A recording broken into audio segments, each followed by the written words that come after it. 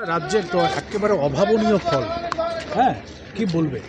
না, আমরা তো বলছি মমতা বন্দ্যোপাধ্যায়ের উন্নয়নের পক্ষে রায়, দিদির লক্ষ্মীর ভাণ্ডারের পক্ষে রায়, বিজেপির ঔদ্ধত্যের বিরুদ্ধে রায়, 100 দিনের টাকা আটকানো, বাংলার আবাস যোজনার টাকা আটকানো তার বিরুদ্ধে রায়। মানুষ যখন জেগে ওঠে, সাধারণ মানুষ যখন জেগে ওঠে, রাজা যত বড়ই শক্তিশালী হোক, ওই দড়ি ধরে মারোটান রাজা হবে খান খান, এই জিনিসই বাস্তব হয়। দেশেও তাই দেখা যাচ্ছে, রাজ্যের মাটিতেও জমিদারদের মানুষ জবাব দিয়েছে। আর আমার ধারণা তমলুকে আমরা আস্তে আস্তে রিকভার করছি, রিকভার হবে। অভিষেক বন্দ্যোপাধ্যায় সেনাপতিতে কি জয়লাভ? একদম অভিষেক বন্দ্যোপাধ্যায়ের স্ট্র্যাটেজি, তার যে রণকৌশল, এবং মমতা বন্দ্যোপাধ্যায়ের ছবি, মমতা বন্দ্যোপাধ্যায় নামের, মমতা নামের আবেগ। আমি সব জায়গায় বলেছি, আবারও বলছি, লাভ ছাড়া ক্ষতি নাই, দিদি ছাড়া গতি নাই। এটা বাংলার মানুষ আগেও প্রমাণ করেছে, আবারও প্রমাণ করছে। এই যে জয়ের যে ধারাটা এখনো পর্যন্ত দেখা যাচ্ছে, কি মনে হচ্ছে একটাই কারণ লক্ষ্মীর ভান্ডার? না, একটা কারণ নয়, অনেকগুলো ফ্যাক্টর। লক্ষ্মীর ভাণ্ডার তো একটা ফ্যাক্টর, একটা জয়ের পেছনে অনেকগুলো ফ্যাক্টর থাকে।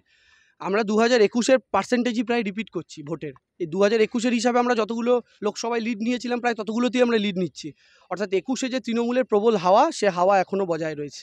মানুষ মমতা বন্দ্যোপাধ্যায়কে দুহাত তুলে আশীর্বাদ করেছেন, এবং এক্সিট পোল, সে এক্সিট পোলের বেলুন ফেটে গিয়েছে। সন্দেশখালী কি বলবেন? সন্দেশখালী নিয়ে বিজেপির যে অপপ্রচার, এবং সন্দেশখালী নিয়ে বিজেপি যে বাংলাকে, গোটা ভারতবর্ষের সামনে বাংলার মাথা হেড করানোর চেষ্টা করেছিল চক্রান্ত করে।